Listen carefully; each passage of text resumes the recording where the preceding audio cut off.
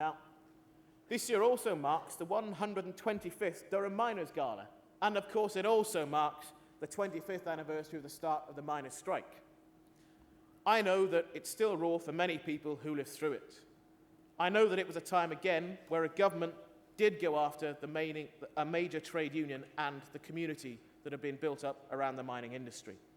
Again, it was a time of them and us. I was only 10 years old at the time, growing up in Dorset. I saw the news at the time and I didn't really understand what was happening. You don't have mines in Dorset.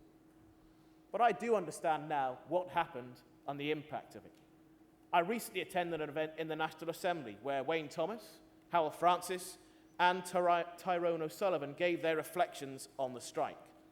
Tyrone was passionate and direct as ever. Wayne, of course, tried to keep the peace.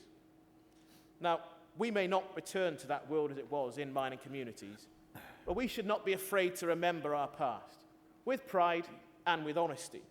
We can also now look forward to some future for our mining industry. And I'm pleased to say that I've made good friends in the NUM, at work and outside work.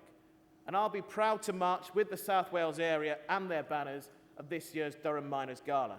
And I do hope that some of you will be able to join us.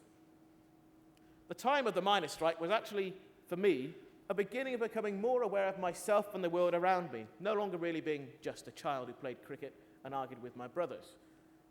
I also became more aware at the time of the fact that I'm black. Now, that might seem an odd thing to say because it's pretty obvious. But I grew up in a very white community in rural West Dorset. My dad, being Welsh, got commented on more than the colour of my skin. I dealt with odd outbursts of racism. Sometimes I didn't understand why it had happened. Or whenever I did, I remember that it always hurt. I attended the Scottish Trade Union Congress on your behalf and spoke at their conference. Now, despite being on as the last act of the day, they were good enough to stay and to listen, and they didn't heckle. A number of the Black Workers Committee afterwards came up to me, gathered me up, and they said they were proud to see one of us on the platform and doing this job. They hadn't expected me to look like this when they saw my name on the paper. But they were disappointed that I didn't have more of a Welsh accent. But I'm proud to have taken us through this year as our first black president. I'm also proud of those who came before me and helped to clear the way. I also know that I'm not here as our first black president because nobody was good enough before me. I attended the Black Trade Unionist networking event that Wales TUC ran earlier on this year. It was a very positive event, but not a very large turnout. We all have to recognise our own responsibility within the movement to help promote the current and future generation of trade unionists.